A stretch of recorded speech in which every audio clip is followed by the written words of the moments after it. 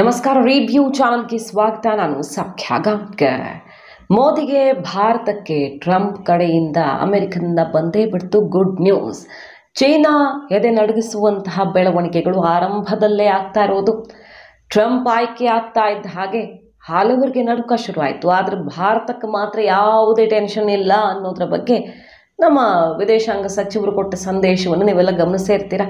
ಈಗ Trump select ಮಾಡಿಕೊಂಡಿರುವಂಥ team ಭಾರತಕ್ಕೆ ಹೇಗೆ ಅನುಕೂಲವಾಗಿದೆ, ಚೀನಾ ಸೇರಿದಂತೆ ಭಾರತದ ಶತ್ರು ರಾಷ್ಟ್ರಗಳಿಗೆ ಹೇಗೆ ಪ್ರತಿಕೂಲವಾಗಿದೆ, ಅದು ಮಹತ್ವ ಪಡ್ಕೊಳ್ತಾ ಇದೆ. ಮಾಹಿತಿ ಮುಂದೆ ಇಡ್ತಾ ಇದ್ದೀವಿ. ಮಿಸ್ ಮಾಡಿದ್ರೆ ನಮ್ಮ ಚಾನಲ್ನ ಸಬ್ಸ್ಕ್ರೈಬ್ ಮಾಡಿ, ನಿಮ್ಮ ಅಭಿಪ್ರಾಯ ಕಮೆಂಟ್ ಮಾಡಿ ತಿಳಿಸಿ ವೀಕ್ಷಕರೇ. ಪ್ರಮುಖವಾಗಿ ಚೀನಾ ಮತ್ತು ಪಾಕಿಸ್ತಾನದ ಬಗ್ಗೆ ಟ್ರಂಪ್ ನಿಲುವು ಭಾರತಕ್ಕೆ ದೊಡ್ಡ ಬಲವನ್ನು ಕೊಡಬಲ್ಲದು. ಚೀನಾ ಭಾರತಕ್ಕೆ ಶತ್ರು ರಾಷ್ಟ್ರ ಅಂತ ಹೇಳೋದಕ್ಕಾಗಲ್ಲ.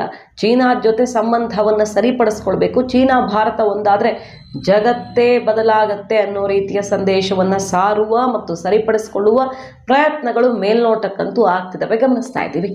ಈ ಹೊತ್ತಲ್ಲಿ ಚೀನಾಗೆ ಟ್ರಂಪ್ ಪೆಟ್ಟು ಕೊಟ್ಟರೆ ಭಾರತಕ್ಕೆ ಹೇಗೆಲ್ಲ ದಾರಿಗಳು ಓಪನ್ ಆಗಬಹುದು, ಭಾರತ ಮತ್ತು ಮೋದಿ ಜೊತೆ ಇರುವಂಥ ಅತ್ಯಾತ್ಮೀಯತೆ ಟ್ರಂಪ್ ಯಾವ ರೀತಿ ಮುಂದಿನ ದಿನಗಳಲ್ಲಿ ಅನುಕೂಲ ಮಾಡಿಕೊಡ್ಬಹುದು ಅನ್ನೋದ್ರ ಸುತ್ತಾನೆ ಈ ಎಲೆಕ್ಷನ್ ರಿಸಲ್ಟ್ ಆದ ಮೇಲೆ ಚರ್ಚೆ ಆಗ್ತಿದೆಯಲ್ವ. ಈಗ ಟ್ರಂಪ್ ಸೆಲೆಕ್ಟ್ ಮಾಡ್ಕೊಂಡಿರುವಂಥ ಟೀಮ್, ಟ್ರಂಪ್ ಕ್ಯಾಬಿನೆಟ್ ಮತ್ತು ಟ್ರಂಪ್ ಟೀಮ್ ಇದೆಯಲ್ಲ, ಅದು ಭಾರತಕ್ಕೆ ಪೂರಕವಾಗಿದೆ. ಭಾರತಕ್ಕೆ ಇಲ್ಲಿಂದ ಬರ್ತಾ ಇರೋದು ಗುಡ್ ನ್ಯೂಸ್. ಮೈಕೆಲ್ ವಾಲ್ಟ್ಸ್ ಇವರನ್ನ ನ್ಯಾಷನಲ್ ಸೆಕ್ಯೂರಿಟಿ ಅಡ್ವೈಸರ್ ಆಗಿ ಅತ್ಯಂತ ಪ್ರಮುಖ ಹುದ್ದೆಗೆ ಅವರನ್ನು ನೇಮಕ ಮಾಡಲಾಗಿದೆ. ಇವರು ನ್ಯಾಷನಲ್ ಗಾರ್ಡ್ ಆಫೀಸರ್ ಆಗಿದ್ರು, ಆರ್ಮಿ ನ್ಯಾಷನಲ್ ಗಾರ್ಡ್ ಆಫೀಸರ್ ಆಗಿದ್ರು ಮತ್ತು ಇಂಡಿಯಾ ಕಾಕಸ್ ಮುಖ್ಯಸ್ಥರಾಗಿದ್ದರು. ಭಾರತ ಅಮೆರಿಕದ ನಡುವೆ ಸಂಬಂಧವನ್ನು ಗಟ್ಟಿಗೊಳಿಸೋದಕ್ಕಿರುವಂಥ ಸಮಿತಿಯನ್ನು ಲೀಡ್ ಮಾಡ್ತಾ ಇದ್ದವರು ಇವರು. ಮೈಕೆಲ್ ವಾಲ್ಟ್ಸ್ ಭಾರತದ ಬಗ್ಗೆ ಬಹಳ ಒಳ್ಳೆಯ ಅಭಿಪ್ರಾಯವನ್ನು ಇಟ್ಕೊಂಡಿರುವಂಥ ವ್ಯಕ್ತಿ ಮತ್ತು ಚೀನಾಗೆ ಬಹಳಷ್ಟು ಬಾರಿ ಸೆಡ್ ಹೊಡೆದಿರುವಂಥ, ಅಲ್ಲಿ ನಡೀತಾ ಇರುವಂಥ ಒಲಿಂಪಿಕ್ಕನ್ನು ಬಾಯ್ಕಾಟ್ ಮಾಡಬೇಕು ಅಂತ ಕರೆ ಕೊಟ್ಟಿದ್ದಂಥ ವ್ಯಕ್ತಿ, ಚೀನಾದ ಮೇಲೆ ಬ್ಯಾನ್ ಹೇರಬೇಕು ಕೆಲವೊಂದು ಇಂಪೋರ್ಟ್ಗಳ ಮೇಲೆ ಅಂತ ನಿಲುವನ್ನು ತಡೆದಿದ್ದಂತಹ ವ್ಯಕ್ತಿ ಈಗ ಟ್ರಂಪ್ ಟೀಮಲ್ಲಿ ನ್ಯಾಷನಲ್ ಸೆಕ್ಯೂರಿಟಿ ಅಡ್ವೈಸರ್ ಆಗಿ ಎಂಟ್ರಿ ಕೊಡ್ತಾ ಇರೋದು ಮಾತ್ರ ಬಹಳ ಮಹತ್ವವನ್ನು ಪಡ್ಕೊಳ್ತಾ ಇದೆ. ಭಾರತ ಅಮೆರಿಕ ಸಂಬಂಧವನ್ನು, ರಕ್ಷಣಾ ಮತ್ತು ಇನ್ನಿತರ ವಲಯಗಳಲ್ಲಿ ಸಂಬಂಧವನ್ನು ಮತ್ತಷ್ಟು ಗಟ್ಟಿಯಾಗಿಸೋ ನಿಟ್ಟಿನಲ್ಲಿ ಮತ್ತು ಚೀನಾ ಪಾಕಿಸ್ತಾನಕ್ಕೆ ಸರಿಯಾದ ಪೆಟ್ಟು ಕೊಡುವಂಥ ನಿಟ್ಟಿನಲ್ಲಿ ಮೈಕೆಲ್ ವಾಲ್ಟ್ಸ್ ಚೀನಾದ ವಿರುದ್ಧ ಹಲವು ಬಾರಿ ಗುಡುಗಿದ್ದಾರೆ. ಅದರಲ್ಲೂ ಚೀನಾ ಅಗ್ರೆಷನ್, ಸುಮ್ಮನೆ ಕಾಲು ಕೆರ್ಕೊಂಡು ಬರುವಂಥ ಬುದ್ಧಿ, ಭಾರತದ ವಿರುದ್ಧ ಮುಗಿಬೀಳುವಂಥ ಪ್ರಯತ್ನಗಳಾದಾಗ ಚೀನಾ ವಿರುದ್ಧ ಗುಡುಗಿದ್ದು ಇದೆಲ್ಲ ಇದೆ ನೋಡಿ. 2022ರಲ್ಲಿ ವಿಂಟರ್ ಒಲಿಂಪಿಕ್ಸ್ ಬೀಜಿಂಗಲ್ಲಿ ನಡೆದಂಥ ವಿಂಟರ್ ಒಲಿಂಪಿಕ್ಸನ್ನು ಬಾಯ್ಕಾಟ್ ಮಾಡೋದಕ್ಕೆ US ಬಾಯ್ಕಾಟ್ ಮಾಡಬೇಕು ಅಂತ ಕರೆ ಕೊಟ್ಟಿದ್ದವರು ಇವರು. ಯಾಕೆ ಅಂತ ಕೇಳಿದ್ರೆ COVID-19 ಕರೋನಾ ಬ್ರೇಕ್ ಆಗೋದಕ್ಕೆ ಚೀನಾದ ಕೈವಾಡ ಇದೆ ಅನ್ನೋ ಕಾರಣಕ್ಕೆ ಸೆಡ್ ಹೊಡಿಬೇಕು ಅಂತ ನಿಂತಿದ್ದವರು ಇದೇ ಮೈಕೆಲ್ ವಾಲ್ಟ್ಸ್. ಮತ್ತು ಚೀನಾದಲ್ಲಿ ಒತ್ತಾಯಪೂರ್ವಕವಾಗಿ ಅಲ್ಲಿ ಲೇಬರ್ ಮೂಲಕ ವರ್ಕ್ ಮಾಡಿಸುವಂಥ ನೀತಿಯ ವಿರುದ್ಧ ಮೊದಲು ದಿಟ್ಟ ಹೆಜ್ಜೆಯನ್ನಿಡಬೇಕು ಅಂತ ಕರೆ ಕೊಟ್ಟವರು. ಆ ಮೂಲಕ ಬೈಡನ್ ಸರ್ಕಾರದಲ್ಲದು ಒಂದು ಕಾಯ್ದೆ ರೂಪವನ್ನು ಪಡ್ಕೊಳ್ತು. ಅದಕ್ಕೆ ಕಾರಣರಾದವರು ಕೂಡ ಇದೇ ಮೈಕೆಲ್ ವಾಲ್ಟ್ಸ್. ಸೊ ಚೀನಾಗೆ ಹಲವು ಬಾರಿ ಶಾಕ್ ಕೊಟ್ಟಿರುವಂಥ ಮೈಕೆಲ್ ವಾಲ್ಟ್ಸ್ ಈಗ ನ್ಯಾಷನಲ್ ಸೆಕ್ಯೂರಿಟಿ ಅಡ್ವೈಸರ್ ಆಗಿ ನೇಮಕ ಆಗಿದ್ದಾರೆ.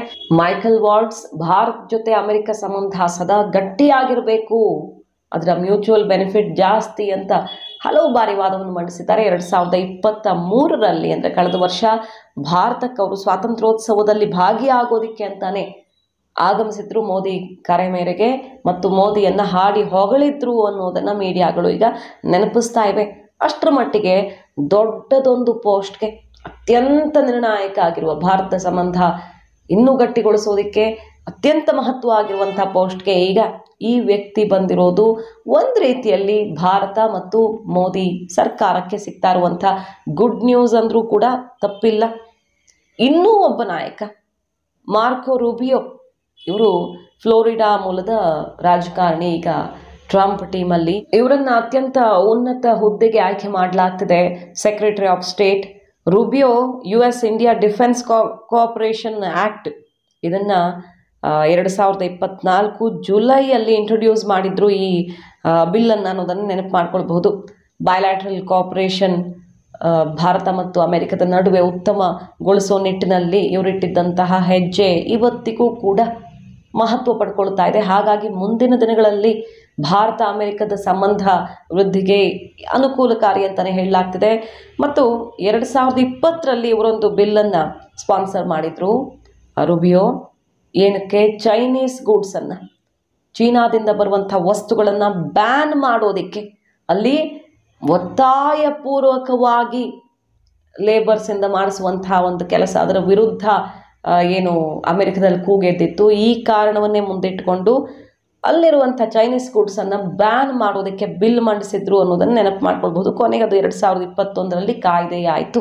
ಅಷ್ಟೇ ಅಲ್ಲ, ಏನು ಟ್ರಂಪ್ ಘೋಷಣೆ ಮಾಡಿದ್ದಾರೆ, ನಾನು ಬರ್ತಾ ಇದ್ದ ಹಾಗೆ ರಷ್ಯಾ ಯುಕ್ರೇನ್ ಯುದ್ಧವನ್ನು ನಿಲ್ಲಿಸ್ತೀನಿ ಅಂತ, ಅದನ್ನು ಮಾಡಿ ತೋರಿಸುವಲ್ಲಿ ಭಾರತದ ಉದ್ದೇಶ ಅನ್ನೋದೇ ಇದೆ. ಮತ್ತು ಆ ನಿಟ್ಟಿನಲ್ಲಿ ಪ್ರಯತ್ನ ಸಂಧಾನಗಳು ಆಲ್ರೆಡಿ ಶುರುವಾಗ್ಬಿಟ್ಟಿದೆ. ರಷ್ಯಾ ಯುಕ್ರೇನ್ ಎರಡೂ ಕಡೆಯಿಂದ ಭಾರತ ಮಧ್ಯಸ್ಥಿಕೆ ವಹಿಸಬೇಕು ಅನ್ನುವಂಥ ಕೂಗು ಹೇಳ್ತಾ ಇದ್ದ ಹಾಗೆ ಆ ಕೆಲಸವನ್ನು ಈಗಾಗಲೇ ಅಜಿತ್ ದೋವಲ್ ಶುರು ಮಾಡಿದ್ದಾರೆ. ಮೋದಿ ವಿಸಿಟ್ ಆದ ಮೇಲೆ, ಬಂದ ಮೇಲೆ, ಅಲ್ಲಿ ಶೃಂಗಸಭೆಯಲ್ಲಿ ಮಾತನಾಡ್ಕೊಂಡು ಬಂದ ಮೇಲೆ, ಅದರ ಬೆನ್ನಲ್ಲೇ ಈಗ ಇದೇ ರುಬಿಯೋ ರಷ್ಯಾ ಯುಕ್ರೇನ್ ವಾರನ್ನು ನಿಲ್ಲಿಸೋ ನಿಟ್ಟಿನಲ್ಲಿ ಟ್ರಂಪ್ ಉದ್ದೇಶ ಏನಿದೆ ಅದಕ್ಕೆ ಮಹತ್ವದ ಹೆಜ್ಜೆಯನ್ನು ಇರಿಸ್ತಿದ್ದಾರೆ ಅನ್ನೋದು ಕೂಡ interesting. So Bharat America Trump ಆಡಳಿತದಲ್ಲಿ ಹಲವು ವಿಚಾರಗಳಲ್ಲಿ ಒಂದೇ ಬಗೆಯ ನಿಲುವನ್ನು ಹೊಂದಿರೋದ್ರಿಂದ ಶತ್ರು ರಾಷ್ಟ್ರಗಳಿಗೆ ಇದು ಆಘಾತಕಾರಿಯಾಗಲಿದೆ ಮತ್ತು ಮ್ಯೂಚುವಲಿ ಹಲವು ಲಾಭಗಳಿವೆ ಅನ್ನುವ ನಿರೀಕ್ಷೆ ಕಂಡು ಬರ್ತಾ ಇರೋದು. ಈ ಭರ್ಜರಿ ಗೆಲುವಲ್ಲಿ, ಟ್ರಂಪ್ ಭರ್ಜರಿ ಗೆಲುವಲ್ಲಿ ಮೋದಿ ಕೊಡುಗೆ ದೊಡ್ಡದಿದೆ ಅನ್ನೋ ವಿಶ್ಲೇಷಣೆ ಕೇಳಿ ಬರ್ತಾ ಇದೆ. ಸದ್ದಿಲ್ಲದೆ ಆಗಿನ ಥರ ಅಬ್ ಕಿ ಬಾರ್ ಟ್ರಂಪ್ ಸರ್ಕಾರ ಅಂತ ಘೋಷಣೆ ಮಾಡಿಬಂದು ಒಂದಿಷ್ಟು ಕಾಂಟ್ರವರ್ಸಿಗೆಲ್ಲ ಕಾರಣ ಆಯಿತು ಇಲ್ಲಿ ಜಟಾಪಟಿಗೆ ರಾಜಕೀಯವಾಗಿ. ಈ ಬಾರಿ ಅಂಥದ್ದಿಲ್ಲದೆ ಇದ್ರೂ ಕೂಡ 7 ಸ್ವಿಂಗ್ ಸ್ಟೇಟ್ಗಳಲ್ಲಿ ಭಾರತೀಯರು ಸಾಮಾನ್ಯವಾಗಿ ಯಾವ ಪಕ್ಷವನ್ನು ಆಯ್ಕೆ ಮಾಡ್ಕೊಳ್ತಿದ್ರು ಆ ರೀತಿಯಲ್ಲಿ ಆಗಿಲ್ಲ. ಈ ಸಲ ಟ್ರಂಪ್ ಜೊತೆಗೆ ನಿಂತಿದ್ರಲ್ಲಿ ಏನೋ ಒಂದು ಬೇರೆ ರಣತಂತ್ರ ಅಡಗಿದೆ ಅಂತಲೇ ಚರ್ಚೆಗಳಾಗಿವೆ. ಮತ್ತು ಅತಿ ಹೆಚ್ಚು ಭಾರತೀಯರು ಈ ಸಲ ಆಯ್ಕೆ ಆಗಿದ್ದಾರೆ ಅಮೆರಿಕದ ಈ ಚುನಾವಣೆಯಲ್ಲಿ ಅನ್ನೋದು ಕೂಡ ಇಂಟ್ರೆಸ್ಟಿಂಗ್. ಸೊ ಕಾದು ನೋಡಬೇಕು.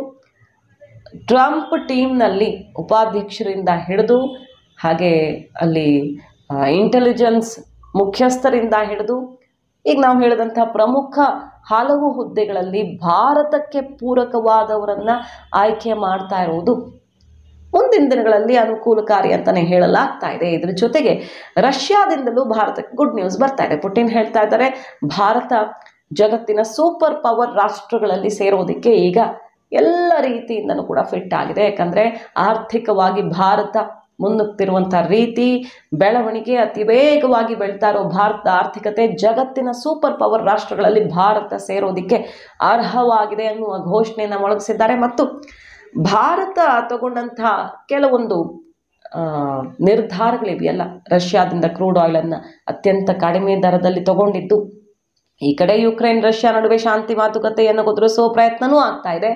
ಯುದ್ಧದ ಸಮಯದಲ್ಲಿ ನಮ್ಮ ದೇಶಕ್ಕೆ ಏನು ಲಾಭ ಆಗುತ್ತೆ ಅಂತ ನೋಡಬೇಕಲ್ಲ. ರಷ್ಯಾದಿಂದ ಎಲ್ಲ ಕಡೆಯಿಂದ ಆರ್ಥಿಕ ನಿರ್ಬಂಧ ಹೇರುವಂಥ ಪ್ರಯತ್ನಗಳಾಗ್ತಿರೋ ಹೊತ್ತಲ್ಲಿ ಅತ್ಯಂತ ಕಡಿಮೆ ಬೆಲೆಯಲ್ಲಿ ನಾವು ಕ್ರೂಡ್ ಆಯಿಲ್ ಖರೀದಿ ಮಾಡಿದ್ದಾಯ್ತಲ್ವ. ಎಲ್ಲರ ಒತ್ತಡದ ನಡುವೆಯೂ ಭಾರತ ನಮಗೇನು ಬೇಕೋ, ನಮ್ಮ ಜನಕ್ಕೆ ಏನು ಬೇಕೋ ಅಂತ ಮಾಡ್ತೀವಿ ಅಂತ. ಅದರ ಪರಿಣಾಮ ಇವತ್ತೇನಾಗಿದೆ ನೋಡಿ, ಬಹಳ ಒಳ್ಳೆಯ ಬೆಳವಣಿಗೆ ಒಂದಾಗಿದೆ. 58% ಭಾರತದ ಕ್ರೂಡ್ ಆಯಿಲ್ ಎಕ್ಸ್ಪೋರ್ಟಲ್ಲಿ ಜಾಸ್ತಿ ಆಗಿದೆ. ಯುರೋಪಿಯನ್ ಯೂನಿಯನ್ಗೆ ಬಹಳ ದೊಡ್ಡ ಪ್ರಮಾಣದಲ್ಲಿ ನಂಬರ್ 1 ಅನ್ನೋ ರೀತಿಯಲ್ಲಿ ಈಗ ಆಯಿಲ್ ಎಕ್ಸ್ಪೋರ್ಟ್ಗೆ ಮುಂದಾಗಿದ್ದು, ಈ ಕ್ವಾರ್ಟರಲ್ಲಿ 58% ಏರಿಕೆಯಾಗಿದೆ ನಮ್ಮ ರಫ್ತು ಪ್ರಮಾಣ ಅನ್ನೋದು ಬಹಳ ಖುಷಿ ಪಡೋ ವಿಚಾರ. ಸೊ ಭಾರತ ತಗೊಂಡಂಥದ್ದೊಂದು ತೀರ್ಮಾನ ಇಡೀ ಜಗತ್ತಿನ ಈ ಆಯಿಲ್ ಪ್ರೈಸ್ ಹಣದುಬ್ಬರ ನಿಯಂತ್ರಿಸುವಲ್ಲಿ ಅನುಕೂಲ ಮಾಡಿಕೊಟ್ಟಿದೆ. ನೀವು ನಮಗೆ ಧನ್ಯವಾದ ತಿಳಿಸಿ ಅಂತ ಬ್ರಿಟನ್ನಲ್ಲೇ ನಿಂತು ವಿದೇಶಾಂಗ ಸಚಿವರು ಹುಡುಗಿ ಬಂದಿದ್ದನ್ನು ನೆನಪು ಮಾಡ್ಕೊಳ್ಬಹುದು ನಾವು. ಮೋದಿ ಸರ್ಕಾರದಲ್ಲಿ ಈ ಅವಧಿಯಲ್ಲಿ ರಾಜತಾಂತ್ರಿಕ ನಡೆ ಮತ್ತು ವಿದೇಶಾಂಗ ನೀತಿ ಕೊಂಚವೂ ಸರಿ ಇಲ್ಲ ಅಂತ ಟೀಕೆ ಮಾಡ್ತಿದ್ದವರಿಗೆ ನೋಡಿ, ನಾವು ವಿತ್ ನಂಬರ್ ನಿಮಗೆ ಆನ್ಸರ್ ಮಾಡ್ತೀವಿ ಅಂತ ಕೌಂಟರ್ ಮಾಡಿರೋದು ಸದ್ಯ ಮೋದಿ ಟೀಮ್.